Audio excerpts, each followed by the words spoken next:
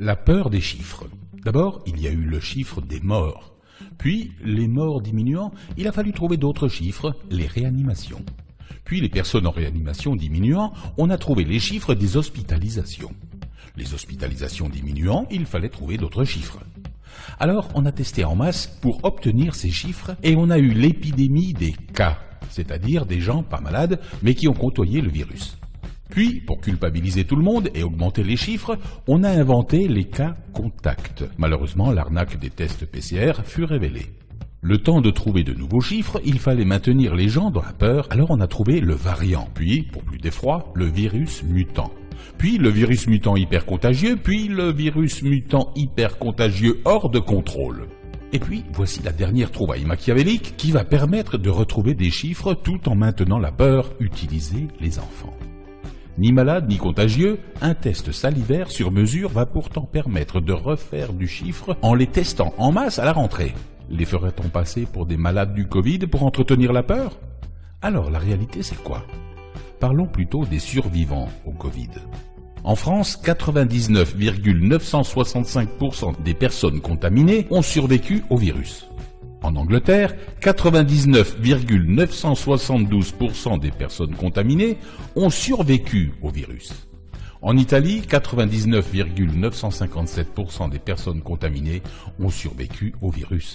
Aux États-Unis, 99,983% des personnes contaminées ont survécu au virus. Ce sont des chiffres officiels que l'on ne vous présente jamais parce qu'ils sont rassurants. Quel est donc l'intérêt de faire peur à toute la population? Personne ne se pose la question. Alors, je voudrais simplement soustraire le pourcentage des personnes qui ont survécu aux 100% des personnes contaminées en France. Le résultat, c'est que 0,035% des personnes contaminées en meurent, et principalement des personnes âgées ou atteintes de pathologies lourdes et multiples. Donc, nos gouvernants ont ruiné notre pays, ont ruiné nos vies, ont ruiné notre joie de vivre, nous ont transformés en prisonniers et surtout ont supprimé en toute impunité nos droits fondamentaux sans qu'ils ne soient inquiétés d'aucune manière pour 0,035% des personnes porteuses du virus qui en meurent. Je dis bien 0,035% des personnes porteuses du virus, ou supposées comme telles, les tests n'étant pas fiables à 100%. La gestion répressive de cette épidémie n'est pas plus grave que celle que les populations ont vécue dans le passé. Rappelez-vous la grippe espagnole entre 1918 et 1920, la grippe asiatique en 1957, la grippe de Hong Kong en 68, la grippe aviaire qu'on appelait H5N1 en 97, 2003 et 2018. Jamais les populations n'ont été réprimées à ce point et traitées en détenus en liberté provisoire. Alors que faire?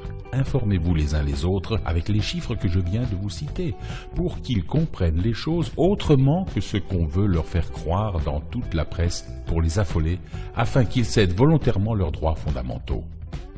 La révolte commence par l'information qui permet à chacun de faire son propre choix en toute connaissance de cause. Faites-le en partageant cette vidéo.